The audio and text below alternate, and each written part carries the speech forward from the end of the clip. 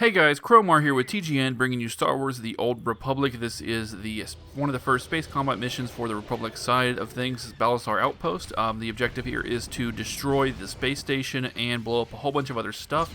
And we're going to cover not only how to do that very effectively, but also how to complete the bonus missions. One of those bonus missions is easy. It's destroying the little interceptor ships, as you see here. But there is a much more difficult one to destroy the communications array.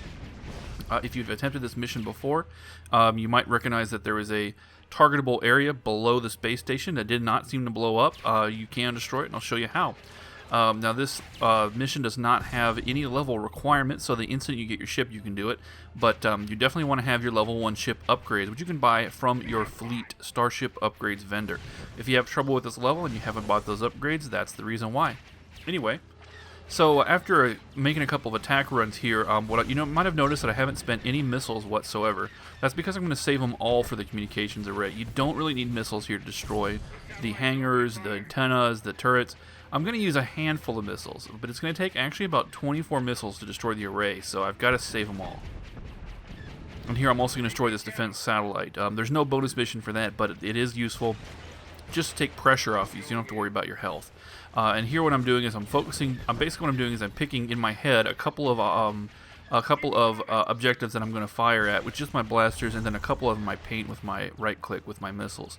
And by doing that strategy, I don't spend too many missiles, and I destroy like the most amount of objectives at once. I want to destroy as much as I can as early as I can, because it takes the pressure off me to perform later on. That way I can focus exclusively on taking out the communications array, which is by far the hardest objective here. The missile frigates that you see, the little miniature Star Destroyers, are not much of a threat. I just destroy them for the extra experience and credits. And there's some more shield generators. I'm not too worried about the shield generators because you only need to destroy 2 for the quest, and I got those on my first run with 2 missiles. That's something you want to do. You don't have to be quite that efficient, but with some practice you should be able to do that with no problem.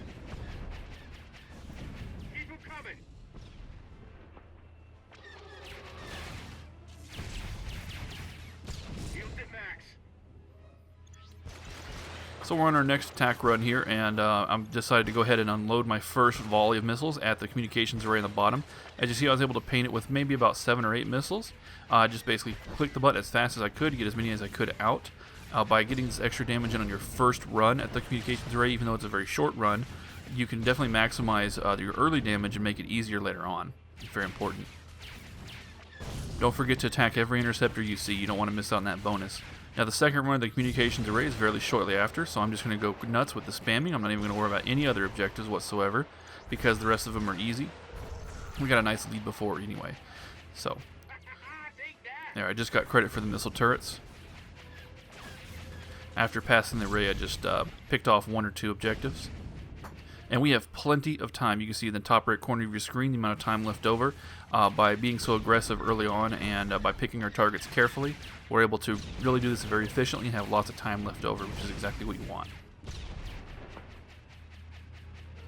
Once I've completed objectives, if there's nothing else to shoot at, I do go ahead and destroy the extra ones, just because it does give you extra XP and credits if you're doing this at the appropriate level.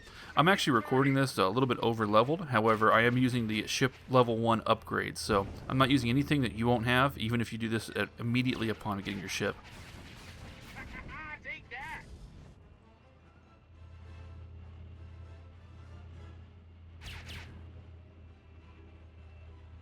Extra time here to recharge your shields. By the way, if you didn't know this, if you do not fire your blasters, your shields will recharge, so it's actually a good idea to not necessarily fire all the time.